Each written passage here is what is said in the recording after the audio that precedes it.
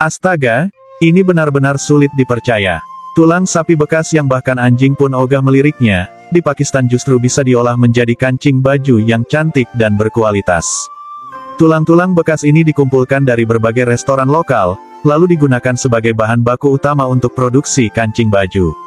Agar sisa daging yang masih menempel di tulang bisa dibersihkan, tulang-tulang yang baru dikumpulkan akan dijemur di tempat terbuka. Setelah dagingnya benar-benar kering dan lepas dari tulang, para pekerja memasukkan tulang-tulang tersebut ke mesin penghancur. Setelah hancur, tulang dicuci bersih lalu digiling menjadi tepung tulang untuk dijual ke pabrik-pabrik lain sebagai bahan baku.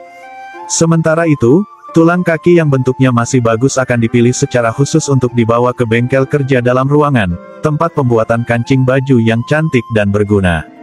Di sini, pekerja baru biasanya akan memotong tulang kaki terlebih dahulu. Mereka memotongnya menjadi lempengan melengkung dengan ketebalan tertentu. Meski proses ini terlihat sederhana, sebenarnya sangat berbahaya. Sedikit saja ceroboh, bukan cuma tangan yang kena, nyawa pun bisa melayang. Proses ini butuh tenaga fisik yang kuat, keahlian mengendalikan gerakan tangan, serta nyali baja. Seperti kata pepatah, mesin baja tetap berdiri kokoh, pekerja baru datang silih berganti, cepat atau lambat, pasti ada yang celaka. Setelah dipotong, lempengan tulang tadi dibor dan dipotong lagi untuk membuat cetakan kancing berukuran standar.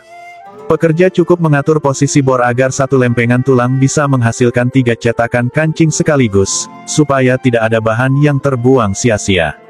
Selanjutnya, pekerja memakai tongkat kayu untuk mendorong cetakan kancing ke mesin gerinda. Di sana, roda gerinda yang bergerigi akan membentuk tekstur khusus di permukaan kancing, sekaligus memastikan ketebalan kancing sesuai standar produksi. Setelah itu, tepi kancing pun perlu dihaluskan. Beberapa kancing disusun jadi satu, lalu diletakkan di roda pemoles. Proses ini bukan cuma menghilangkan sisa kasar dari pemotongan, tapi juga memastikan bentuk bulatnya sempurna. Setelah tepi kancing dipoles, kancing disusun rapi di papan kayu dengan posisi menghadap ke atas. Selanjutnya, kancing siap untuk disemprot cat. Pekerja harus memastikan seluruh permukaan kancing tertutup cat agar tampilannya lebih menarik. Berikutnya, kancing yang sudah dicat dipindahkan ke meja kerja khusus. Di sana, bagian tengahnya akan dibor membentuk cekungan kecil. Cekungan ini bukan sekadar hiasan, tapi juga berfungsi mencegah benang cepat aus dan putus saat kancing dijahit ke pakaian. Langkah terakhir, kancing akan diberi lubang untuk benang. Setelah lubang dibuat, tepi kancing kembali dipoles untuk menghilangkan sisa cat yang mungkin menempel di bagian luar. Sampai di sini, kancing baju berbahan tulang sapi sudah jadi.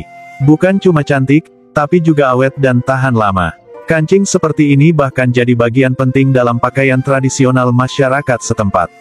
Setelah melihat seluruh prosesnya, bagaimana menurut kalian? Menarik bukan?